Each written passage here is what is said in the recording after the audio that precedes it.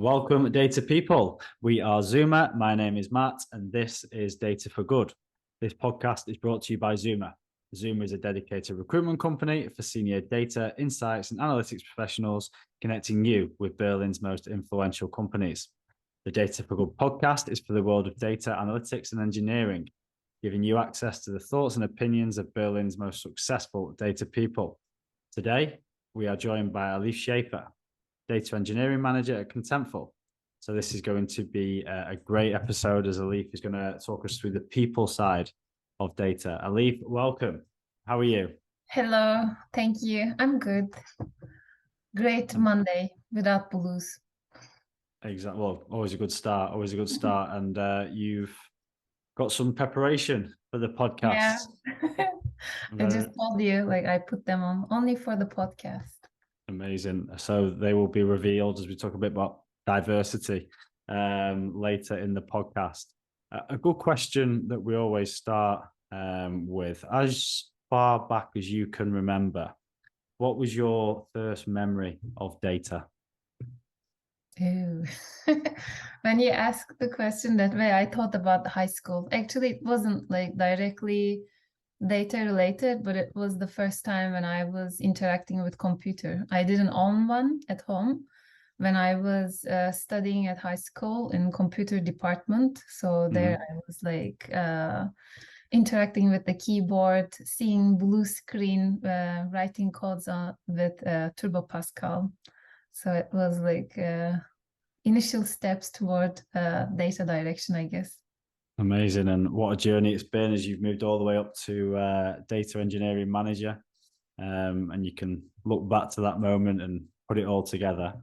So you have evolved in your career and become a data manager. And as we spoke before, you believe that communication is very, very important. And it's a skill that you've embraced and has allowed you to succeed within the data world. So putting the emphasis on communication, why do you think it is so important in general, but as well, specifically within data? Yeah, in general, the people side of the story is very relevant because there's not enough focus on it in most of the companies, I believe. And I like filling the gaps, and I observe that people are focusing on the technical side mostly from managers or like team members. And even though we are in this domain, which requires lots of personal interactions, we just like skip that part a lot. We tend to skip. That's why I feel like this is something I can add to the teams I join. I cannot say that I'm the most technical person, like who has the most experience with the tools or programming languages, even though I just mentioned that I started with Pascal in ancient years. I wanted to jump to the other side of the story. Nice.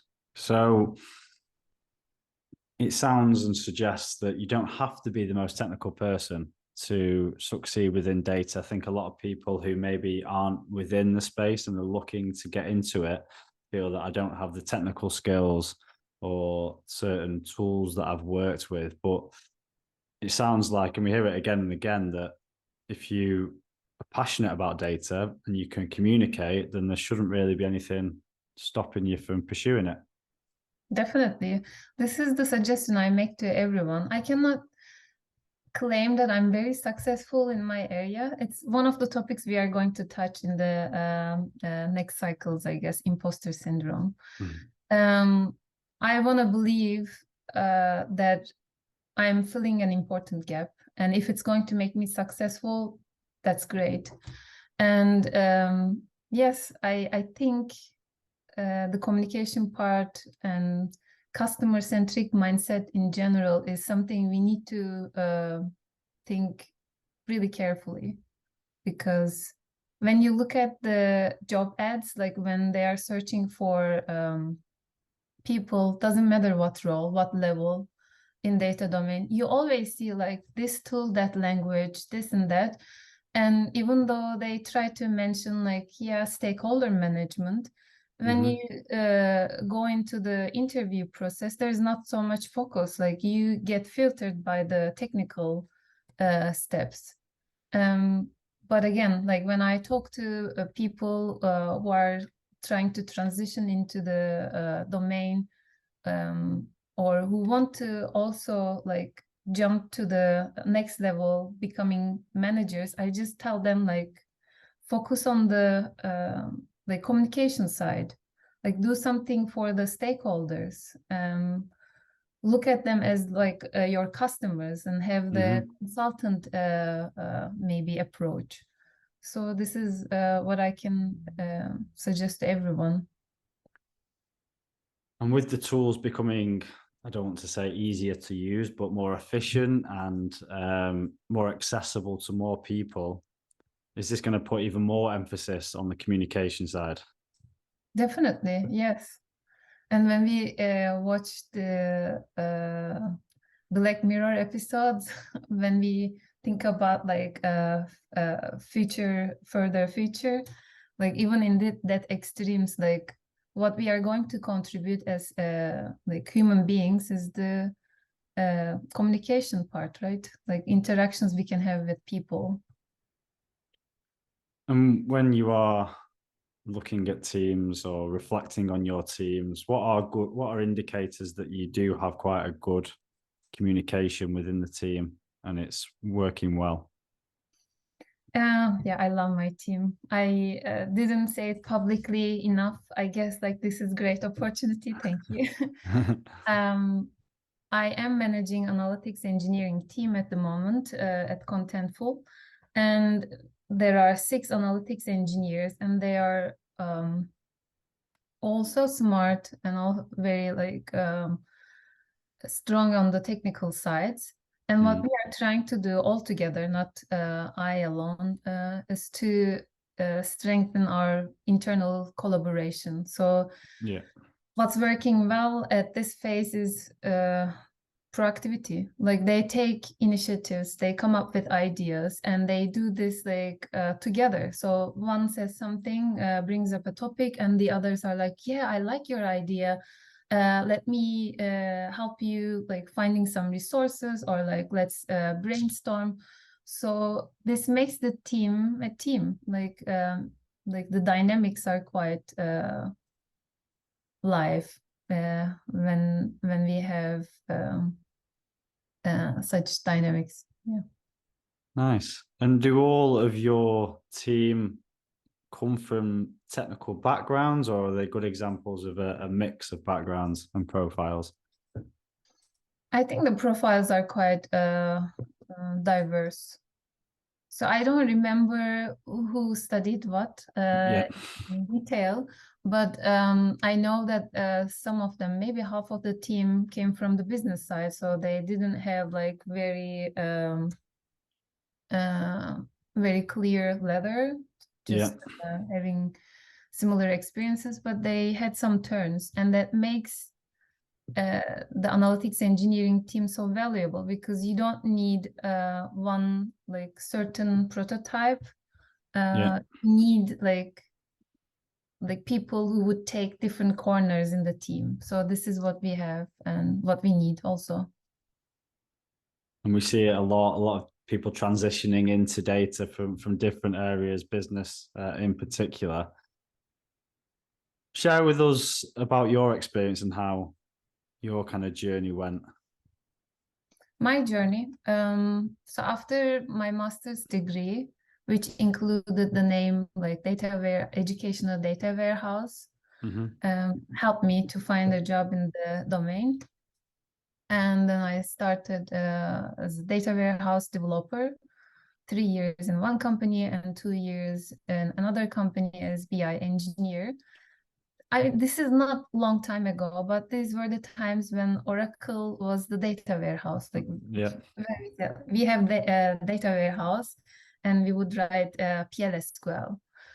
And then, yeah, I realized I want to do more of different tasks. I didn't like coding only. I didn't want it to be my sole responsibility and expectation. I wanted to be in meetings. I wanted to arrange workshops, which I did also in my last job as individual contributor. And then I was lucky. A company gave me the chance. Normally, it doesn't happen very often. They or I, when I'm hiring, I'm looking for people with relevant experiences. They just like gave me the chance, saw the potential, and I became a team lead in a different company. I was lucky, definitely. And then it went on, like I changed the companies in a way frequently, and then ended up at Contentful as my third job in the leadership side. Amazing. How could we empower people to take a chance on people very similar to your background, and someone saw it in you, saw the potential, and went with their gut instinct and trusted you, and you've clearly succeeded. How do we empower hiring managers to make a similar decision? Yes, this is a pain because I volunteer as a mentor at Frownloop, where we help women who want to transition from business to tech.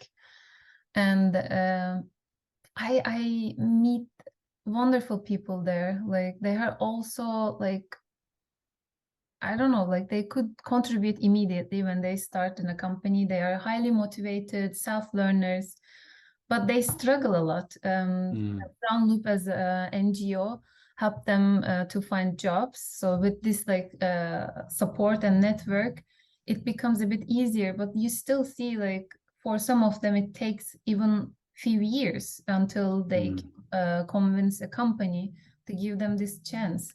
So it's real pain. Like I understand also the company side. They sometimes don't want to invest so much time to help juniors to get to the speed of like being able to deliver. But we miss so many chances to have like these amazing people in the teams because they bring also the questions we needed to ask, right? We forget to ask sometimes, like the fundamental questions, or they would be so motivated to take on the tasks some of the experienced people wouldn't want to do, but they would bring also lots of impact. I think like open-mindedness and reviewing our interview processes could help because I was thinking like maybe we are doing things in a very like old school way. Maybe we should really be creative and give people more chances to speak in the interview processes. Maybe having an extra feedback round, like, okay, maybe you were nervous in the first session, like, but let's talk about like how you answered the questions. What could you add if you had the second chance? What else? I think companies could offer some workshops for juniors before hiring. Yeah, there are, I think like if we want, there are so many ideas we could come up with. Organizing events, not only for people working in companies, but also people looking for jobs to show their potential. And also for people who want to jump to the management roles, it's my constant effort, like in my teams or like when I'm mentoring externally, my previous former colleagues or like whoever I meet in events, if they want me to help them. This is constant effort for me to just remind them, you can do this. You just like have to take the step. And when you convince yourself, it's going to be rather easy to convince other people. Maybe I was too naive when I was taking the chance, apply leadership roles. But it was like, I thought, this is what I want to do. And I'm so sure this is what I want to do. And I want to learn by doing, and this was what I did. I made mistakes. Yeah, I also tried to correct them, and I was sometimes failing, sometimes was successful. I was just learning by time. I feel much more confident right now.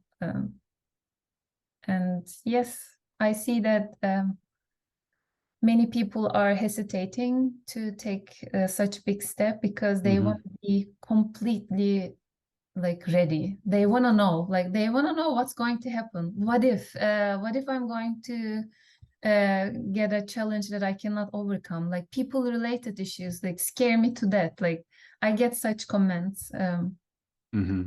I think maybe like you either become really like numb and naive, you just Yeah. don't think about the details, you just go for it, or you do lots of self-reflections and like self-work, and you become so confident about your emotions, you just know that you are going to deal with it when the challenges come to you. Or like you will wait for the fate to show you like or bring you these chances to your like nose, like okay, Yeah. this is the opportunity, take it. It doesn't give so much satisfaction though. No.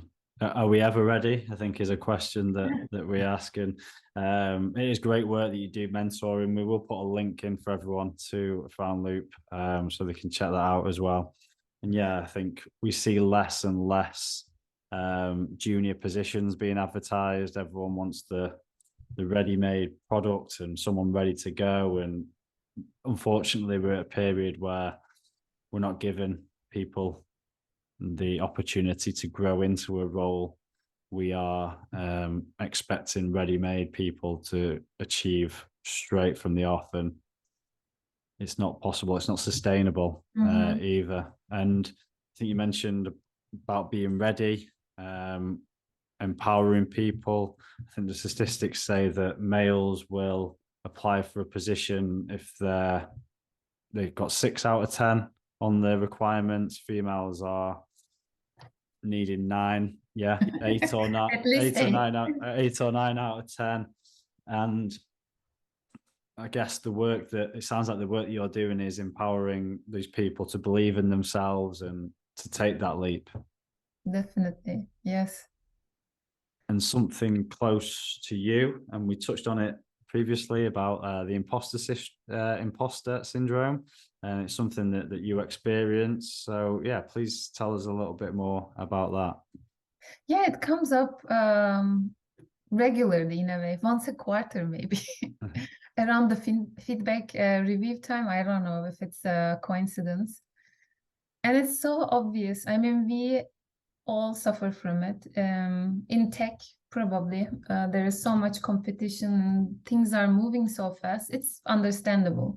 But I think in data domain, it's even a more serious problem because the nature of the job we do, like, doesn't matter where you are in the domain. So you can be data engineer, data analyst, analytics engineer, data scientist. So like the span is really wide. And in most cases, especially for the ones who are in contact with stakeholders. So we all expect from ourselves to know all of these things. Like if you're an analytics engineer, you want to know data engineering side of the stories, and you want to know statistics. You want to know like all the tools the different roles are using. You want to know everything, and as much as you learn, you feel like, oh, I don't know enough, and this gives you this like self-doubt. And I realized this also when I ask people, do you want to present something, your work? They're like, it's not finished. It's not good enough to present. Like, you're going to show something the others don't know. Like, you probably have lots of material there you can share and help the others with, but they don't feel like it's worth to share. They don't see like it's going to contribute to the others because, if you're an analyst, you will feel like, oh, the data scientists do this like very deep dive analysis, like what can I tell them? What new things I can tell them? Or if you're on the data analyst, data scientist side, you will probably want to be autonomous and know the data engineering side. It's a mess. And this is also shown in the job ads. Again, like when you look at job descriptions, it's joke, like seriously, like they, even for junior positions, like in one session at Fraunhofer for juniors, the beginner cohort, just to give them some ideas about the requirements and expectations from companies, I was randomly picking up job ads, entry level, and I was going item by item, and I was like making comments out loud. This is not something logical. They shouldn't expect this from you. Like they expect even machine learning. I've just graduated from university. Yeah, when it comes to salary negotiation, they are not that open-minded. But when it comes to expectations, like you need to know everything. Also for the managers, like experienced managers, like when you go from team lead to head level or director level, you still see the implications that you are supposed to do some hands-on work. Like you need to be very fit with languages and tools and stuff. Like I don't understand how. I seriously don't understand also like the logic. Like, do you expect me to focus on the strategic level or like be hands-on and have this conflicts? Oh, I've looked at your PR and I saw something missing. Maybe you should check on this. You know, like kind of like taking an architect role or micromanaging in a way, like bringing really complicated situations on operational level. So yeah, I mean, it's very easy to have imposter syndrome. I think we should all admit this and normalize it if we are not able to change anything with the system. I think in an age of information, there's so much out there. We compare so much and we compare ourselves. And a lot of it is expected of us. We can work on confidence and training people just to say yes, but it sounds like it's more on the other side that we need educating and improving. So how can we do better? What can we do to lessen the expectations, to open up to more profiles into a certain position? How can we do better there? You mean like again going back to a hiring? Yeah. So in a process, if we're a hiring manager, we're setting up a position. How can we do better as a hiring manager to simplify the job specification, to make it more accessible for as many people as possible to apply, to open up to people who are stronger technically or who are stronger on the people side? As hiring managers, how can we do better? I think instead of focusing on the like expectations, like qualifications part, maybe like giving more ideas about like what kind of daily jobs they are going to do, like really like giving a sense of like this is going to be expected from me and this is what I can learn or will like to do. And also in the interview process, more like workshops, like what we were doing actually, not checking so much like technical details, but like conversations, like bringing a team member and giving a like very generic task and like, okay, let's talk about it. What is your thought process? How would you go about this? And when the team member gives an idea, maybe you can go in this direction. You can sense, oh, okay, they are hearing what the teammate says, and also using this yes and aspect, and also like learning on the way. Again, like if there's something they don't know, they can ask questions, might be business related or like technical, and say understand like the logic. So like looking for ways to see the potential. I think this is what we definitely need to do. Recently, actually, I was talking to a friend. Maybe she's going to watch this and realize I'm talking about her. She's PhD. She is data scientist without experience in companies. So she was on the academic side so far, giving lectures. And I saw her once presenting something in a hackathon. And I was so amazed because she was so natural, you know, speaking in front of people and using a simple language to explain very complicated data analysis. I was amazed. Like everyone was, I think, amazed because there were follow-up questions and everyone was really listening to her when she was speaking.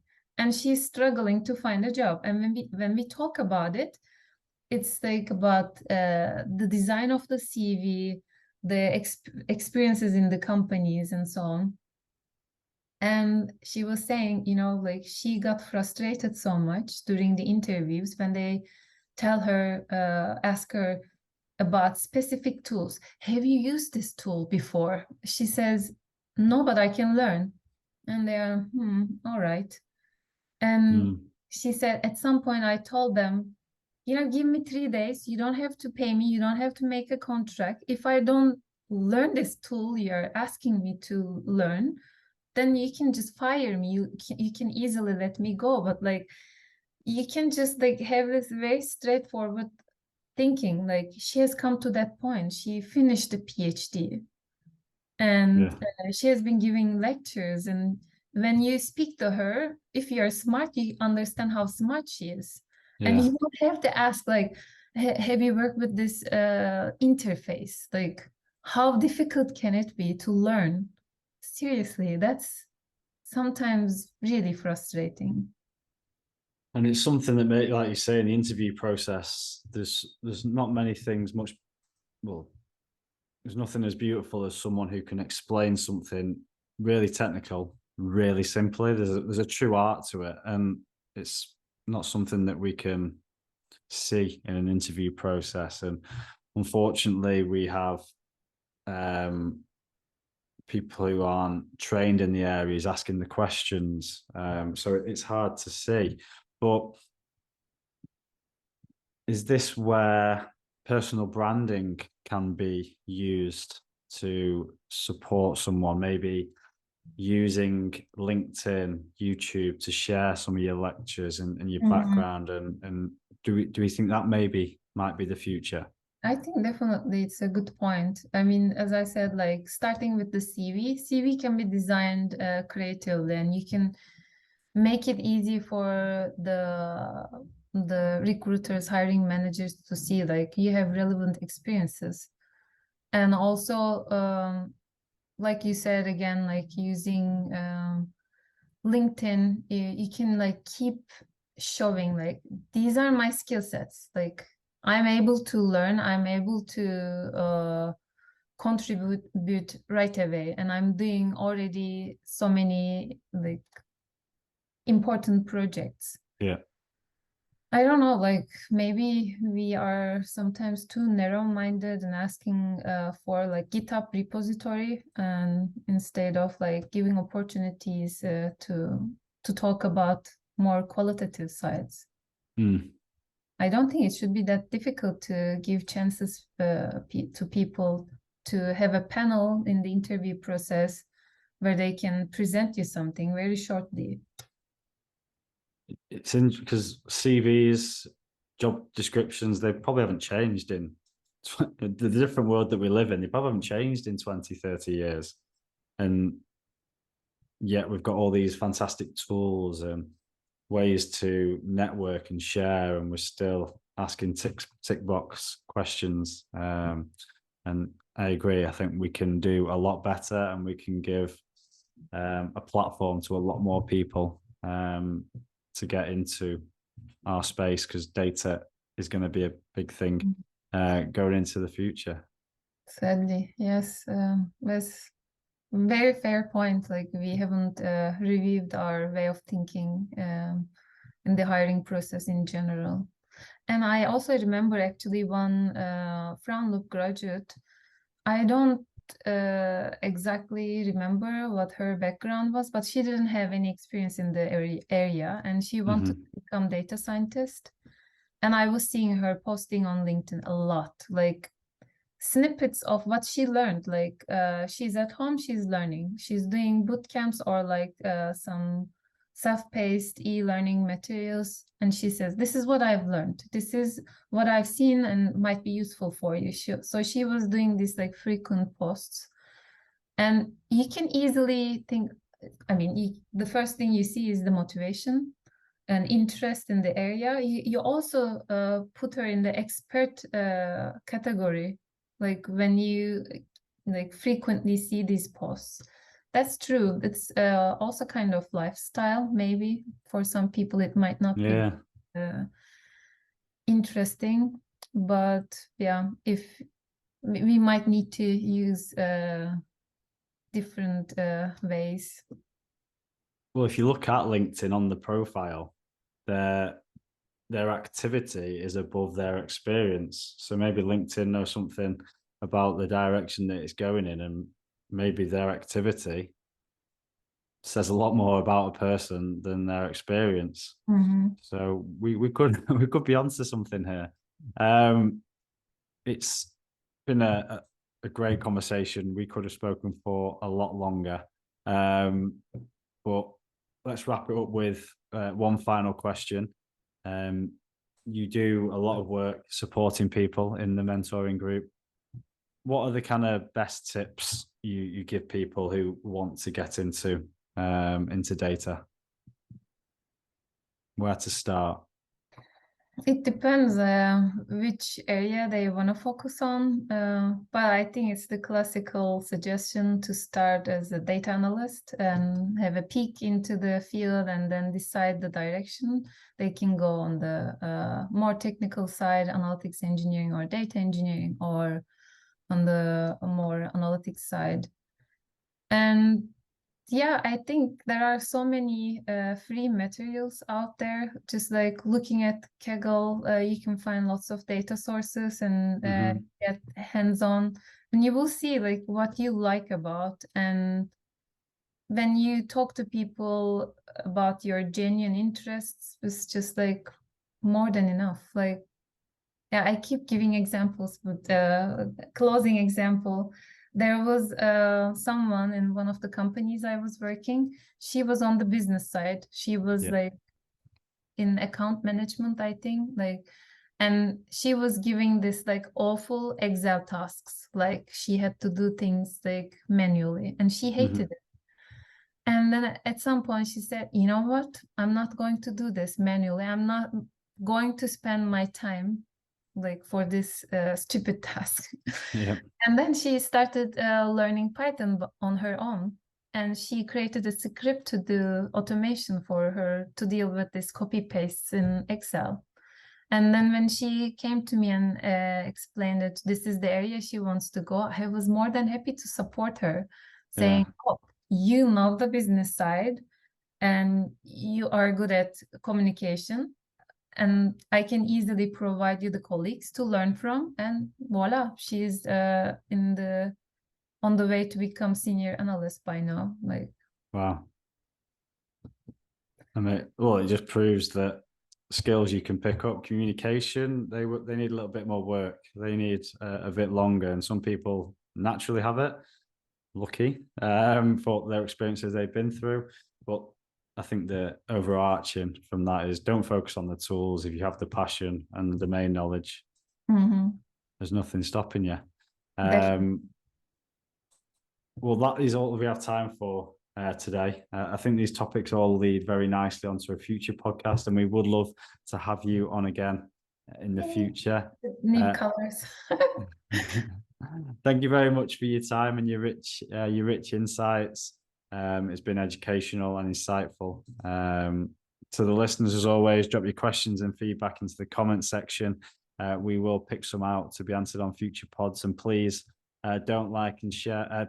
Do like and share so we can reach as many people as possible. And we will link in the mentoring group that Alif does some great work with, and please do check that out. But it is bye from us. Thank you once again, Elif. Thank you very much. You're a great host. Thank you. Have a great evening. Ciao for now. Bye.